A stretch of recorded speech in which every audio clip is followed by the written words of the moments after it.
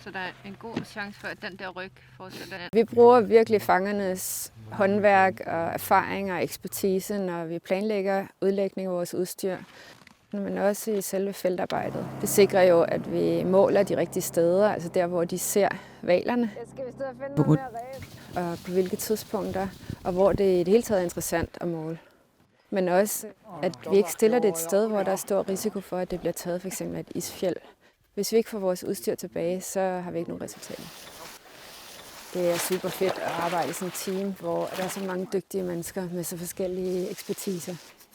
Jeg har min forskningsmæssige baggrund, og de har deres store viden fra at leve i et område, som jeg aldrig nogensinde kommer til at kunne tilegne mig. Klar? Yes. Så sammen så er det ofte, at vores projekter har større succes.